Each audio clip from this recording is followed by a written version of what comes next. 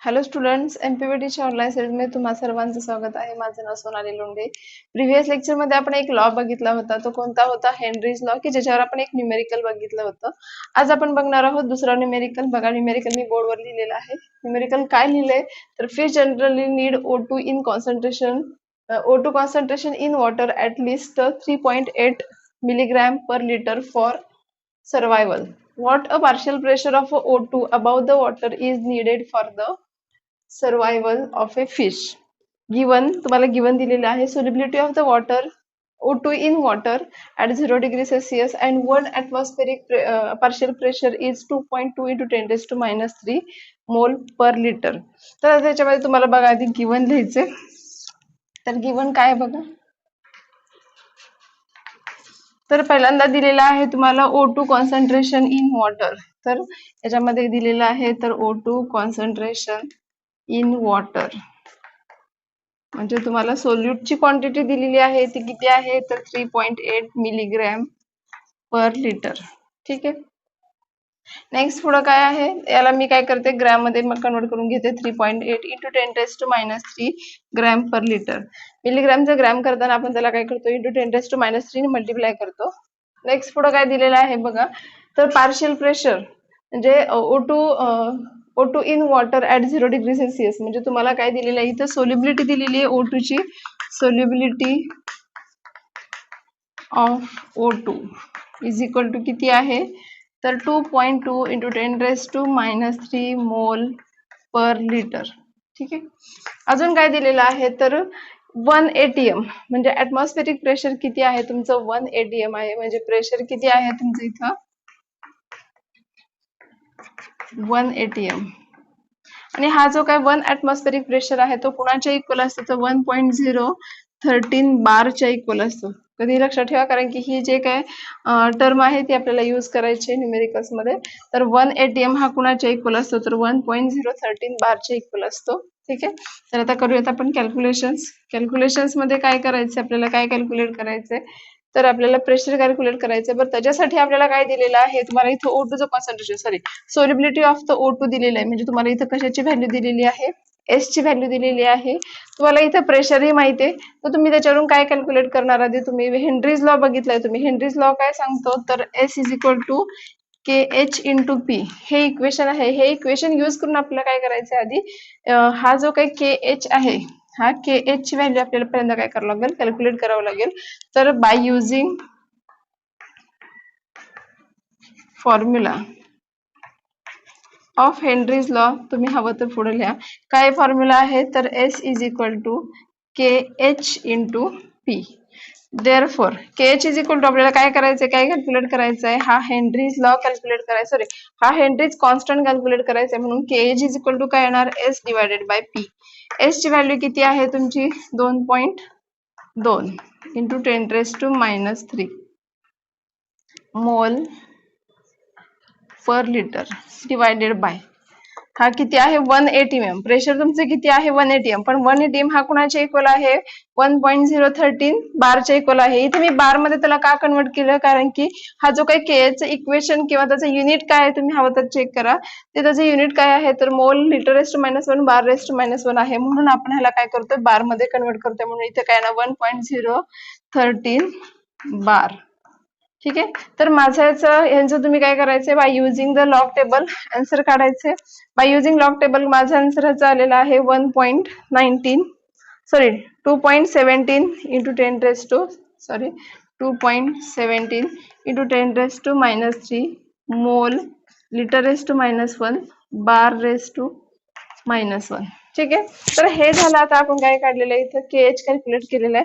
आता आपल्याला काय कॅल्क्युलेट करायचंय पण प्रेशर कॅल्क्युलेट करायचंय. त्याच्या अगोदर तुम्हाला इथं काय दिलेलं आहे तर O2 कॉन्सन्ट्रेशन इन वॉटर म्हणजे वॉटरचं कॉन्सन्ट्रेशन O2 चं कॉन्सन्ट्रेशन त्या वॉटरमध्ये किती आहे हे दिलेलं आहे. म्हणजे तिथे तुम्हाला काय दिलेलं आहे सोल्यूटची क्वांटिटी दिलेली आहे. पण कशाची आहे तर O2 ची. ह्याच्यामध्ये तुम्हाला दिलेलं काय आहे तर ग्रॅम पर लिटर मध्ये दिलेलं आहे. आपल्याला कशामध्ये लागतो तो मोल्स मध्ये लागतो. म्हणून मी इथे काय करते बघा सेकंड पॉइंट मध्ये O2 कॉन्सन्ट्रेशन इन वॉटर किती आहे 3.8 इंटू 10⁻³ ग्रॅम पर लिटर. हा जो काय पर लिटर मध्ये काय आहे तर हे ग्रॅमचं कॉन्सन्ट्रेशन, तर मी काय करते मोल्स मध्ये कन्वर्ट करते. ज्यावेळेस मी हे ग्रॅमचं मोल्स मध्ये कन्वर्ट करत असता ते कॉन्सन्ट्रेशन कुणाचं आहे त्याला डिवायडेड बाय काय करणार आहे, त्याचं जे काय ॲटॉमिक मास आहे. आता इथं कोण आहे, O2 आहे. O2चं ॲटॉमिक मास किती आहे, एका ऑक्सिजनचं किती आहे 16, तर 2 ऑक्सिजनचं किती झालं 32. सॉरी त्याचं ॲटॉमिक मास O2चं मास किती आहे तर 32 मोल सॉरी ग्रॅम पर मोल किंवा ग्रॅम मोल रेस्ट -1 लिहावं तर. आणि इथं किती आहे तर 3.8 इंटू 10⁻³ ग्रॅम पर L⁻⁻1. याचं कन्वर्जन करून घेतलेलं आहे. हा पर लिटर जो आहे तो L⁻⁻1 मी केलेला आहे इथं. तर याचे आन्सर काय आलेलं आहे माझं ह्याचं, तुम्ही इथे काय करायचंय बाय युजिंग लॉग टेबल त्याचं आन्सर काढायचंय. तर माझं याचं आन्सर आलेलं आहे तर 1.19 मोल लिटर (-1). 1.19 इंटू 10⁻⁴ मोल लिटर (-1) एवढं माझं आन्सर आहे. हा बरोबर आहे. आता आपल्याला काय करायचंय बघा, हे जे काही इक्वेशन आहे सॉरी हे जे काही आन्सर आलेलं आहे कुणाचं O2 concentration in water, he equation किंवा ती व्हॅल्यू यूज करून आपल्याला काय करायचंय तर प्रेशर कॅल्क्युलेट करायचंय या इक्वेशन नुसार. तर इक्वेशन काय आहे तर पुढे बघा बाय युजिंग इक्वेशन कुणाचं कुठलं इक्वेशन वापरायचं आपल्याला, हेनरीज लॉ. हेनरीज लॉ काय सांगतो S = KH × P. पण आपल्याला काय कॅल्क्युलेट करायचंय, तुम्हाला इथे KH ची व्हॅल्यू माहितीये, सोल्युबिलिटी माहितीये तुम्हाला किती आलंय तुमचं सोल्युबिलिटी 1.19. तर तुम्हाला काय कॅल्क्युलेट करायचंय प्रेशर कॅल्क्युलेट करायचंय. म्हणून देअरफॉर P = मी काय लिहिणार मग KH sorry S divided bye KH. S divided bye KH. S किती आहे तुमचा तर 1.19 इंटू 10⁻⁴ मोल लिटर (-1) डिवायडेड बाय KH ची व्हॅल्यू तुमची किती आहे इथं 2.17 इंटू 10⁻³ मोल लिटर (-1) बार (-1). ठीक आहे. हा मोलला मोल कॅन्सल झाला, लिटर (-1) ला लिटर (-1) कॅन्सल झालेला आहे. इथं पण तुम्ही काय करायचं आहे लॉग टेबल कसा यूज करायचा ते मी तुम्हाला ऑलरेडी सांगितलेलं आहे. यांची कॅरेक्टरिस्टिक काढा. आता तर मी पुढची टर्म करून देते ह्याच्यामध्ये. तर हे जे काय 10⁻³ वर आल्यानंतर काय होतं 10⁻³ होतं. 10⁻³ मधून 10⁻³ गेल्यानंतर 10⁻1 राहतंय. म्हणून इथे इथली जी काही टर्म आहे त्याला मी काय केलेलं आहे कन्व्हर्जन केलेलं आहे. म्हणून मी इथं काय लिहिते बघा तर लॉग 1.19 मायनस जिथं डिवायडेशन असतं तिथं आपण काय करतो सबस्ट्रॅक्शन करतो. म्हणून इथं log 1.19 minus log 2.17 into 10⁻1 into sorry bar only bar येणार बार (-1) आणि इथं बार लिहिलं तरी पण चालेल. तर हे सगळं तुम्ही काय करायचंय by using log table answer काढायचंय. तर माझं याचं आन्सर आलेलं आहे 0.0548 0.0548 बार. ठीक आहे, माझं एवढं आन्सर आलेलं आहे. तर हे झालं pressure which is required for the fish into the water. ठीक आहे, अबाउट द वॉटर. ठीक आहे, तर हे झालं आन्सर. तुम्ही हे लिहून घ्यायचंय. नेक्स्ट न्यूमेरिकल बघूयात. नेक्स्ट न्यूमेरिकल मी लिहिलेलं आहे बघा, मी काय लिहिलंय Henry's law constant for the solubility of the methane in benzene is 3.25 into 10⁻² मोल litre (-1) ATM (-1) at constant temperature. Calculate the solubility of the methane at 1 bar pressure and at same temperature. आता बघा तुम्हाला इथं काय दिलेलं आहे तर Henry's law constant for the solubility of the methane in benzene. म्हणजे तुम्हाला इथं काय दिलेलं आहे तर हेनरीज लॉ कॉन्स्टंट दिलेला आहे म्हणजे KH ची व्हॅल्यू दिलेली आहे. तुम्हाला काय कॅल्क्युलेट करायला सांगितलं त्यांनी solubility of the methane. Solubility of the methane म्हणजे मिथेनची सोल्युबिलिटी काढायची म्हणजे तुम्हाला काय कॅल्क्युलेट करायचं आहे S कॅल्क्युलेट करायचं आहे. इथं ऍट 1 बार प्रेशर म्हणजे इथे तुम्हाला कायची व्हॅल्यू दिलेली आहे तर या P ची म्हणजे प्रेशर दिलेलं आहे ऍट सेम टेम्परेचर. आपण जे काय टेम्परेचर आहे ते नॉर्मल किती असेल 0°C. तर हे जे काय आहे तर आपल्याला काय करायचं न्यूमेरिकल सॉल्व्ह करायचं by using the Henry's law. बघा आधी आपण काय करूयात गिवन काय दिलेलं आहे तुम्हाला तर हेनरीज लॉ कॉन्स्टंट किती आहे काय आहे हेनरीज लॉचं इक्वेशन, सॉरी त्याचा सिम्बॉल काय आहे, के एच. किती आहे तो, तर 3.25 into 10⁻⁻² mole litre raise to -1 ATM raise to -1 atmosphere मध्ये दिलेला आहे. ऍक्च्युली हेनरीज लॉ कॉन्स्टंट किंवा जो काय हा केएच आहे त्याचं युनिट काय आहे, त्याला आपल्याला काय करावं लागणार आहे, इथे कन्वर्ट करावं लागणार आहे. पुढे काय दिलेलं आहे, तर प्रेशर दिले तुम्हाला, दॅट इज पी ची व्हॅल्यू दिलेली आहे. ती किती आहे, तर 1 बार. नंतर काय कॅल्क्युलेट करायचंय, काय फाइंड आउट करायचंय, इथं find solubility, that is S calculate करायचं आहे तुम्हाला. तर कॅल्क्युलेशन्स, आता कॅल्क्युलेशन्सला सुरुवात करण्याच्या पूर्वी मी तुम्हाला इथे मागाशी सांगितलं की इथं तुम्हाला काय दिलेलं आहे, एटीएम म्हणजे हे जे काही हेनरीज लॉ कॉन्स्टंट आहे तो कशामध्ये दिलेला आहे, तर मोल लिटर रेस टू -1 ऍटमॉस्फिअर मध्ये दिलेला आहे, म्हणजे ऍटमॉस्फिअर रेस टू -1 मध्ये दिलेला आहे. तुम्हाला त्याच्यामध्ये तुम्हाला बार मध्ये कन्वर्ट करावं लागेल. तर काय करावं लागेल, त्यासाठी तुम्हाला इक्वेशन माहिती आहे, 1 ATM हा कुणाच्या इक्वल असतो, तर 1.013 बारच्या इक्वल असतो. म्हणून हा जो काही केएच आहे, या केएच ला आपण काय करतोय, बार मध्ये कन्वर्ट करतोय. म्हणून 3.25 इंटू 10⁻² मोल litre raise to -1 divided by 1.013 bar. तर त्याचा आन्सर काय आलेला आहे माझं, तर हे तुम्हाला काय करायचं, बाय युजिंग लॉग टेबल करा हवं तर डिरेक्टली कॅल्क्युलेशन करा. तर याचा माझा आन्सर आहे 3.21 इंटू 10⁻² मोल litre raise to -1 bar raise to -1. माझा एवढा आन्सर आलेला आहे. आता आपल्याला काय कॅल्क्युलेट करायचं, तो तुम्हाला आता केएच तुम्ही काय केलं, त्या केएचला ऍटमॉस्फिअर मधून बार मध्ये त्याला कन्व्हर्जन केलेलं आहे. तर तुम्हाला केएच माहिती आहे, इथं पी प्रेशर माहिती आहे, तुम्हाला काय कॅल्क्युलेट करायचं आहे, एस कॅल्क्युलेट करायचं आहे. देअरफॉर बाय युजिंग इक्वेशन कुठलं इक्वेशन यूज करणार, तर S is equal to K H into P. K H किती आहे तुमचा, तर 3.21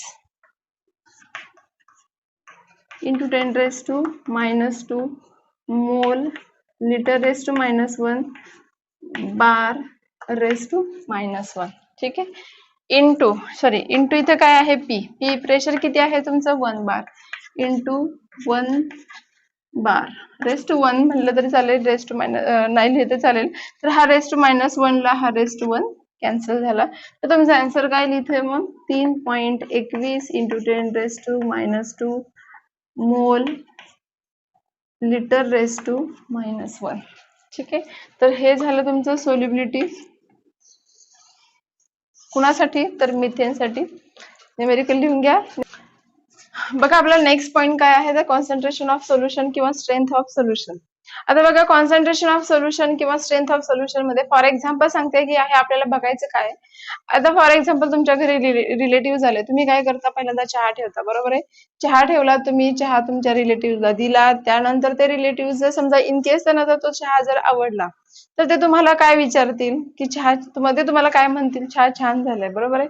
पण चहा छान झालाय त्याच्यानंतर तुम्हाला कुठला क्वेश्चन असणार आहे की याच्यामध्ये साखर किती ऍड केली, म्हणजे जो काही तुम्ही सोल्यूट यूज केलेला आहे तो किती ऍड केलेला आहे. चहापत्तीचं प्रमाण मोस्टली कोण विचारत नाही, तुम्हाला विचारतात, कारण की जो काही कमी किंवा जास्त गोडपणा जो असतो त्याच्यावर जी काही चहाची टेस्ट आहे ती डिपेंड असते. म्हणून तुम्हाला इथं काय विचारतं की तुम्ही साखर किती चमचे ऍड केली, म्हणजे याच्यामध्ये तुम्हाला कॉन्सन्ट्रेशन ऑफ द सोल्यूट हे विचारलं जातं. कॉन्सन्ट्रेशन ऑफ द सॉल्व्हंट हे कधी विचारतं, तुम्ही त्याच्यामध्ये पाणी किती ऍड केलं किंवा तुम्ही दूध किती ऍड केलं हे तुम्हाला विचारत नाही.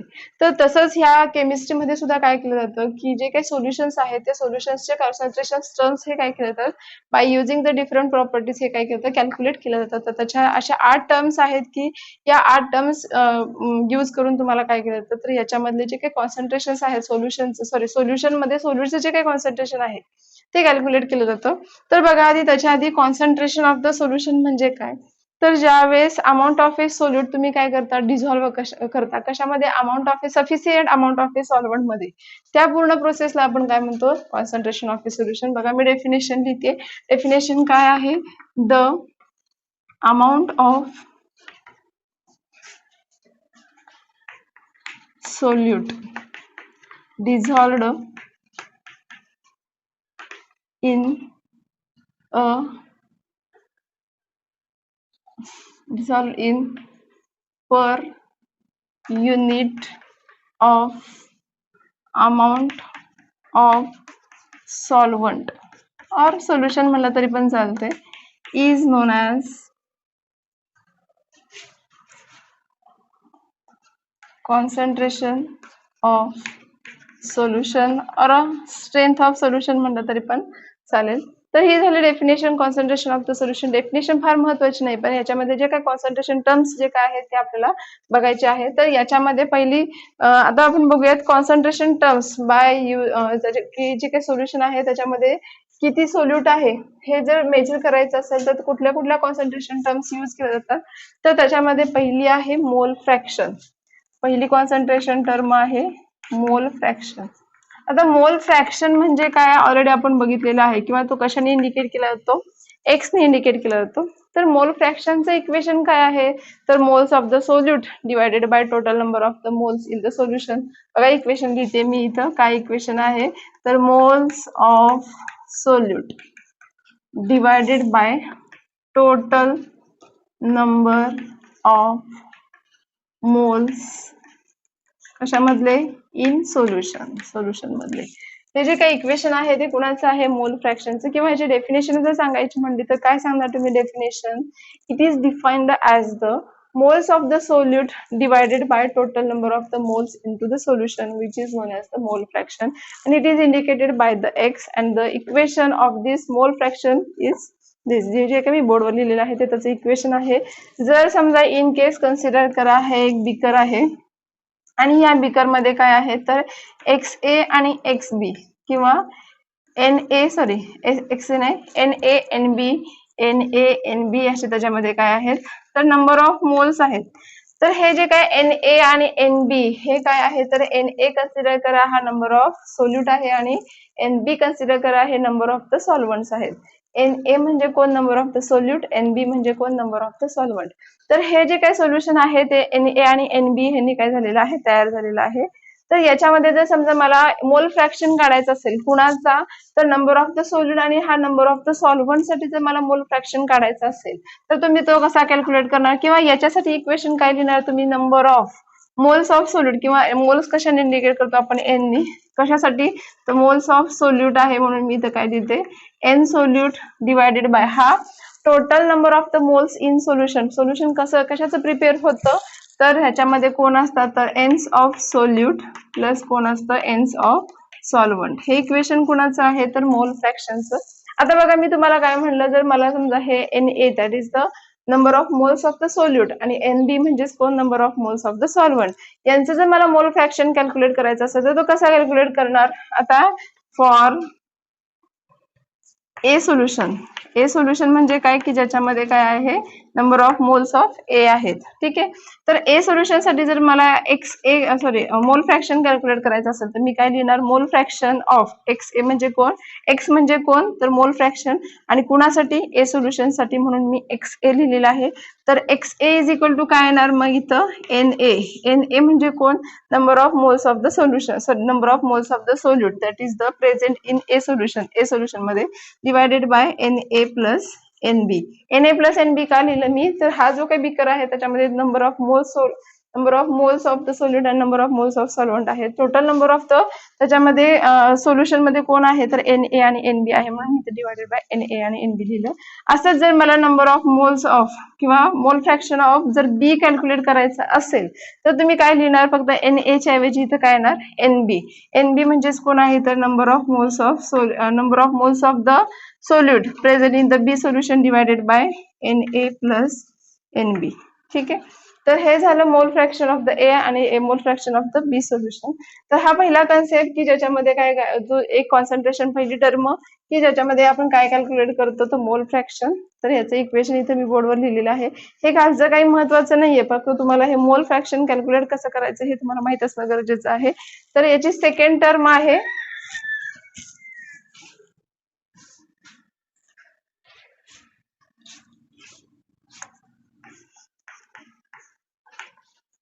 Weight by percent.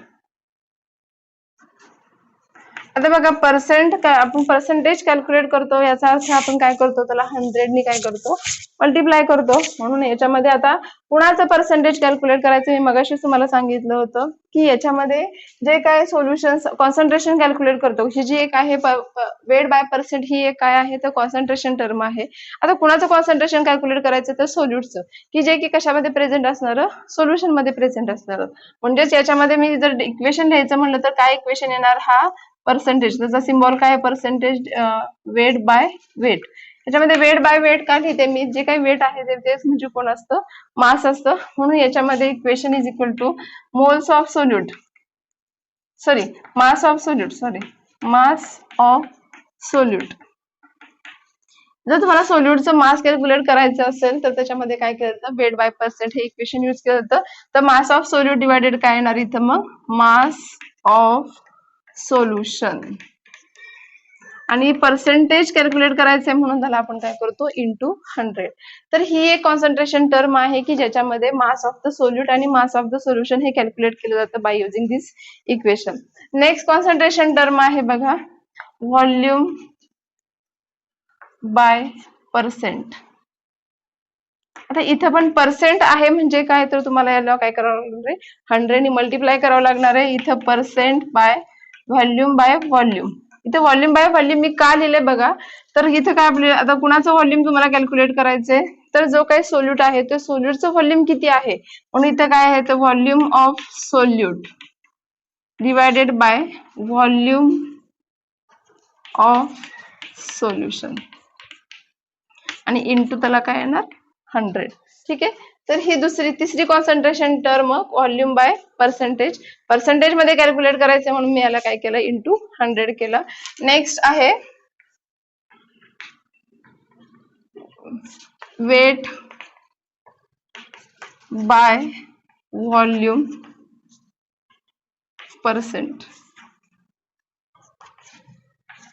Percentage of W divided by V is equal to. आता इथं वेट बाय व्हॉल्यूम तुम्हाला कॅल्क्युलेट करायचंय हा म्हणजे आता ठराविक अमाऊंट ऑफ द जे काही व्हॉल्यूम असेल सोल्युशनचं जे काही व्हॉल्यूम आहे त्याच्यामध्ये नंबर ऑफ द किंवा मास ऑफ सोल्यूट किती आहे हे जर तुम्हाला कॅल्क्युलेट करायचं असेल तर हे इक्वेशन तुम्हाला यूज करावं लागतं. तर इथे मी काय लिहिणार मग mass of solute divided by volume of solution into 100. तर हे इक्वेशन यूज करून तुम्ही काय करू शकता तर मास कॅल्क्युलेट करू शकता कुणाचं तर सोल्यूटचं. तर हे लिहून घ्यायचंय. नेक्स्ट कॉन्सन्ट्रेशन टर्म बघूयात. नेक्स्ट आपली कॉन्सन्ट्रेशन टर्म आहे पार्ट्स पर मिलियन. आता बघा पार्ट्स पर मिलियनचं इंडिकेशन काय आहे तर पीपीएम. आता ही जी काही कॉन्सन्ट्रेशन टर्म आहे जे की आपल्याला काय कॅल्क्युलेट करायचं ह्याच्यामध्ये सुद्धा की सोल्यूटचं कॉन्सन्ट्रेशन कॅल्क्युलेट करायचंय. पण ही जी काही टर्म आहे ती कधी यूज केली जाते तर फॉर एक्झाम्पल कन्सिडर करा तुम्हाला घरामध्ये काय करायचंय एक केशर दूध तयार करायचं आहे. जर समजा कन्सिडर करा हे फार मोठं पातेलं आहे आणि त्याच्यामध्ये काय केलं तुम्ही दूध ऍड केलं साखर ऍड केली काहीतरी तुम्ही जे काही कंटेंट आहे तुम्ही त्याच्यामध्ये टाकणार आहे पण केशर दूध आहे की ज्याच्यामध्ये आपल्याला काय करावं लागतं केशर ऍड करावं लागतं. तर सगळं तुमचं मटेरियल जे काही इन्ग्रेडियंट्स आहे ते टाकून झाल्यानंतर तुम्ही ह्याच्यामध्ये काय करता केशर ऍड करता.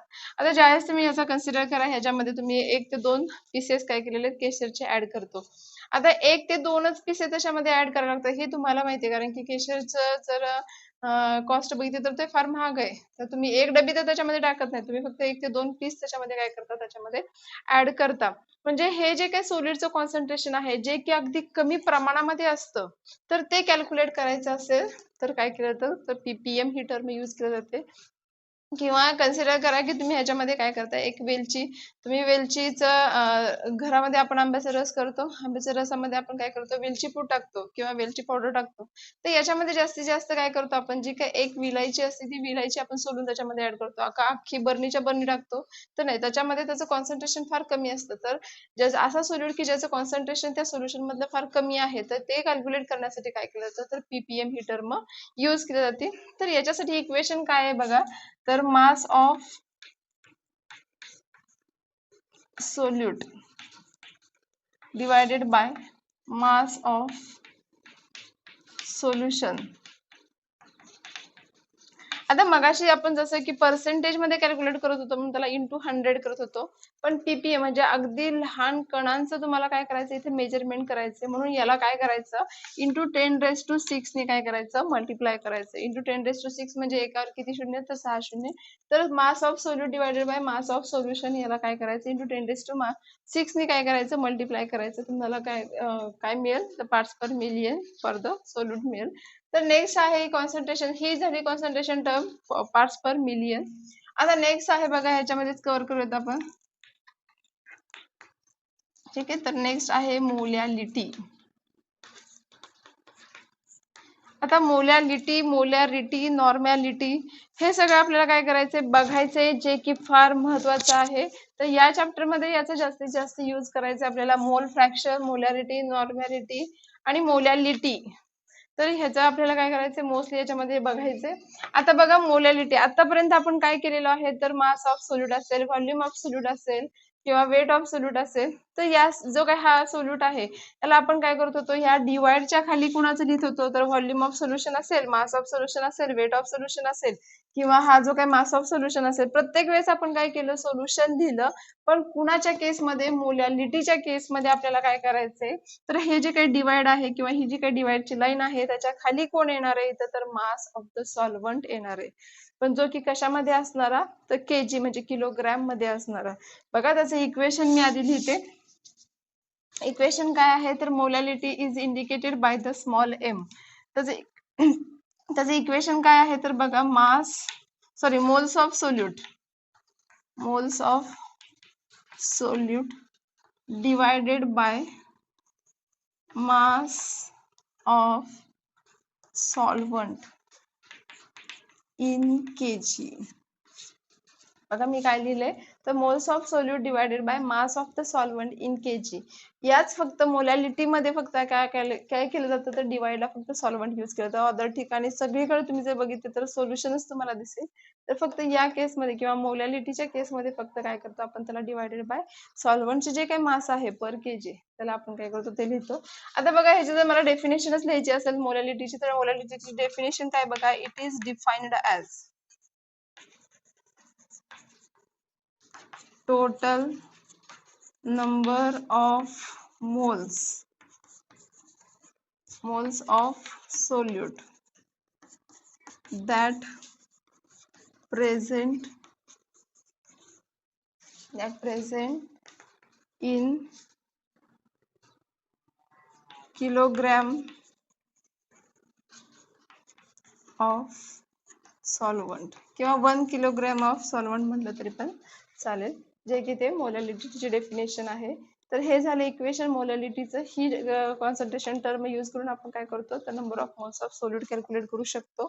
तर याचं इक्वेशन जर लिहायचं असेल तर हा कोण आहे, तर याचं जर युनिट लिहायचं असेल तर युनिट ऑफ मोलॅलिटी काय येईल मग is equal to number of moles of solute आपण कशामध्ये इंडिकेट करतो किंवा त्याचं युनिट काय आहे तर मोल, आणि mass of A solvent in KG म्हणजे केजी मध्ये असलेलं म्हणून इथे मी काय लिहिते केजी. तर याचं युनिट काय झालं तर मोल केजी रेज टू -1. तर लिहून घ्यायचे. नेक्स्ट कॉन्सन्ट्रेशन टर्म बघूया. आता बघा इथे अजून एक टर्म सांगायची राहिली की ही जी काही मोलॅलिटी टर्म आहे ती कुठे यूज केली जाते तर depression in freezing point, elevation of the boiling point किंवा क्वालिटेटिव्ह प्रॉपर्टीज या केसमध्ये काय केलं जातं हा मोलॅलिटी कन्सेप्ट यूज केला जातो. तर नेक्स्ट कॉन्सन्ट्रेशन टर्म आहे मोलॅरिटी.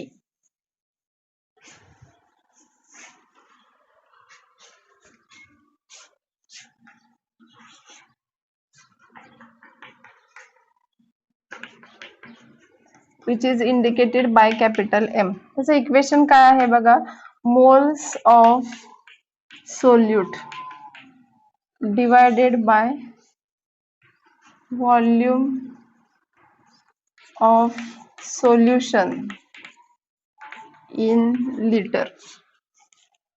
आता बघा मोल्स ऑफ त्याचं इक्वेशन काय मोलॅरिटी. नेक्स्ट कॉन्सन्ट्रेशन टर्म काय आहे तर molarity which is indicated by the capital M, आणि त्याचं इक्वेशन काय आहे तर moles of solute divided by volume of a solution in litre. तर याच्यामध्ये काय केलेलं आहे तर number of moles of solute हे 1 लिटर ऑफ ए सोल्युशन मध्ये किती प्रेझेंट आहे त्याला आपण काय म्हणतो मोलॅरिटी. तर याचे डेफिनेशनच लिहायचे म्हटलं तर काय आहे तर it is defined as total moles of solute that present in liter of a solution किंवा 1 liter of a solution म्हटलं तरी चालेल. liter of a solution is known as molarity. ठीक आहे. तर याचं युनिट लिहायचं म्हटलं तर काय लिहिता येईल मग युनिट ऑफ मोलॅरिटी काय आहे तर number of moles of solute. Moles of solute आपण कशामध्ये इंडिकेट करतो तर मोल मध्ये इंडिकेट करतो. आणि volume of solution in litre म्हणजे काय आहे तर व्हॉल्यूम आहे कशामध्ये आहे लिटर मध्ये आहे. म्हणजे युनिट काय आहे तर मोल लिटर रेस टू -1 मोल लिटर रेस टू -1. ठीक आहे. तर ही एक कॉन्सन्ट्रेशन टर्म झाली. ही जी काही कॉन्सन्ट्रेशन टर्म आहे मोलॅरिटी ही कुठे यूज केली जाते तर in case of A osmotic pressure. Osmotic pressure, depression in freezing point, elevation of A boiling point किंवा क्वालिटेटिव्ह प्रॉपर्टीज काय आहेत आपल्याला पुढे बघायचंच आहे. फक्त ह्या ज्या काही कॉन्सन्ट्रेशन टर्म्स आहेत त्या तिथे पुढे उपयोगाला आहेत म्हणून उपयोगी येणार आहेत म्हणून मी इथं काय केलं तो पॉईंट इथं कव्हर केलेला आहे. आता नेक्स्ट बघा लास्ट नॉर्मॅलिटी.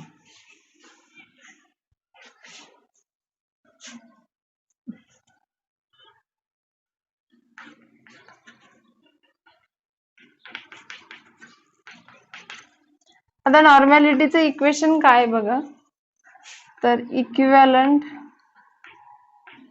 किंवा number of equivalent of solute divided by mass volume of solution in litre. तर बघा त्याचं इक्वेशन काय आहे तर number of equivalent of the solute divided by volume of solution in litre. आता number of gram equivalent of a solute ही term जी काय आहे ते पुढे आपल्याला बघायची आहे. म्हणजे काही ग्रॅम इक्विव्हॅलंट आहे जो काही त्याचा इक्विव्हॅलंट पॉईंट काढला जातो तर इक्विव्हॅलंट पॉईंट नुसार त्याचा जो काही सोल्यूट आहे तो सोल्यूट त्या per litre of a solution मध्ये किती प्रेझेंट आहे याचं कॅल्क्युलेशन म्हणजे कोण असतो तर नॉर्मॅलिटी. तर याचे डेफिनेशन सांगायचे म्हटलं तर काय आहे तर it is defined as number of gram equivalent of solute that is present in liter of solution is known as normality.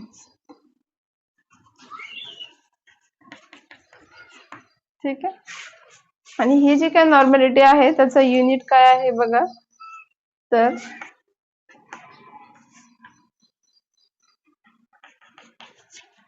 Is equal to EQ divided by L किंवा EQ raise to L raise to -1. ठीक आहे. तर हे झालं आजचं lecture की ज्याच्यामध्ये आपण काय बघितलेलं आहे तर कॉन्सन्ट्रेशन टर्म्स बघितलेलं आहे. तर हे लेक्चर सुद्धा काय करायचं तुम्ही लिहायचे होमवर्क म्हणून माझ्या व्हॉट्सअप नंबरला सेंड करायचे. आजचं लेक्चर मी इथं थांबूया. नेक्स्ट लेक्चर आपण लवकरच बघूयात. Thank you so much.